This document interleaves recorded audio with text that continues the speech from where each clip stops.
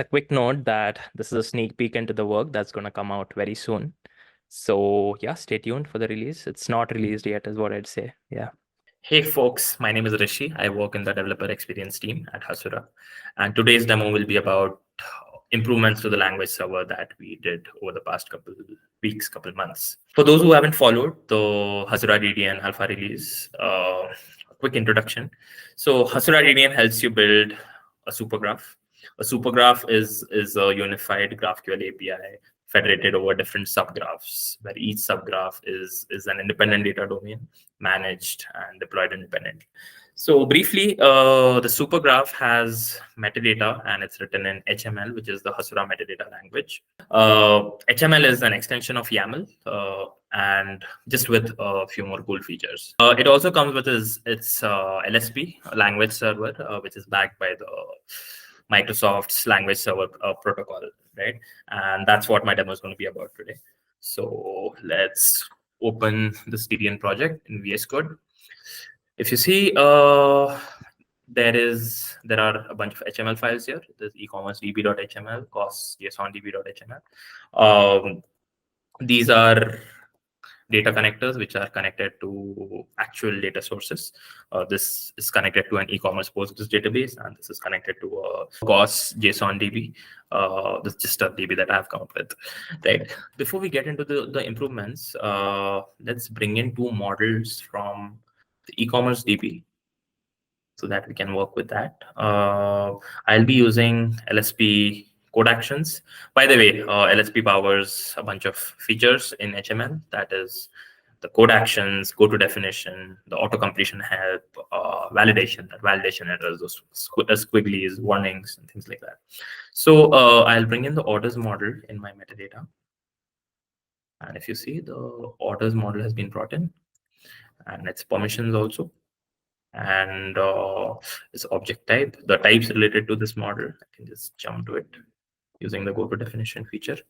Yeah, I have brought in the orders model, and I'll also bring in the products model. This helps us bring models from our data sources into the metadata automatically, right? Now, coming to the first improvement, we have added a lot of enrichments to the auto completion experience so that you can write the metadata seamlessly. The gist of these auto completion improvements is that help shall be granted if you ask for it, just like at Hogwarts. So whenever you are stuck at Hasura metadata, you can just hit command space and you can see suggestions, right, with the documentation. So say if you want to add a command, a mutation kind of command, you can just hit enter and that will auto fill in a snippet for command. And then you can just write name and move on. Similarly with the query type command, I'll try to demonstrate this with a relationship. So I want to create a relationship between the two models, orders and products, that I just brought in. So again, I go to the snippets, relationship to command to model. I'll select relationship to model. And then I can just fill in these values and my relationship is ready. Relationship name, we are creating a relationship from product to orders. So I'll call it product orders. So the source is products. If I say something random, it will give me an error saying the products is not defined. Target model name, hit command space, and the target is orders. Relationship type, a product can be a part of multiple orders. So it will be an array. I have to map the fields of source and target. So source products dot ID maps onto target orders dot product ID, right? And that's it. We have a relationship ready. I can just build this, and this will be a part of my GraphQL API.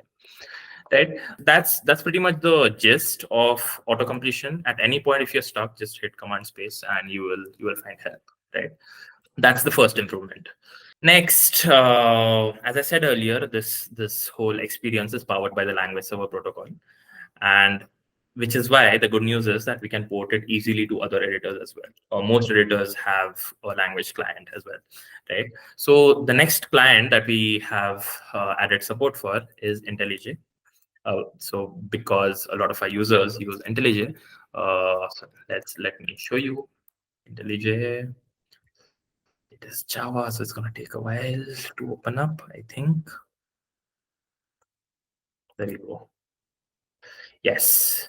Again, the HTML files have a Hasura icon here, and you can have all the language server features like auto completion, go to definition, the validation errors. Like if I say this, it should show me a red underline. And again, if I ask for auto completion suggestions by hitting control space or command space, it will give me right suggestions. So IntelliJ works. Another unrelated news to this is that we will be open sourcing the language server very soon. So if you have any requirements to add support for other editors, there's also documentation about how to add language clients, for how to point this language server to different language clients. So if you have like an urgent requirement, you can add yourself looking at the code, or let us know. We'll help you out with it. Support for multiple editors, that is, we have actively been thinking about it, and we are constantly working on it. So that is IntelliJ. Finally, we have performance improvements in LSP. So typically you will have databases. So when you are bringing in a large data source to Hasura DDN, in serious projects, you would have a large number of models, right? You could have like 300, 400, 500, 1000 models. So this LSP should give you help with that volume of models. Otherwise, then there's no point, right? So we have recently been working on making LSP work seamlessly with large data sources with large number of models. So I have this data source called cost JSON-DB. This has 500 models, right? I will now track all the models from this data source. This data source added to this data connector link. If you see, VSCode is saying that this is a very large file, and some features will be limited and things like that. But LSP handles it quite well. So let's bring in all the collections from this data source, data connector, and say default, and all entities are tracked successfully. So in cost JSON-DB, there's a models directory created. And if you see here, all the 500 models have been brought in. And also the relationships between the models, all of it has been brought in. So like, let's go to one of them and see. This is a model called, this is a model called able, and the object type is called fish. And yeah, all the relationships from able to different models are also auto-generated. Plus, you'll also get all the LSP support in these models. Like for example, if I just say something random, you should get like a red underline saying this fish is not defined, this model is not defined. So all the language server support, you can work with very large number of models seamlessly. We are just to point out that all this work that I'm showing right now is not been released yet. We've been iterating quite rapidly on different developer experience fronts. So we're just finishing up the final things, and we'll be releasing out quite soon with beta around the corner. So yeah, these are the improvements that I wanted to show you.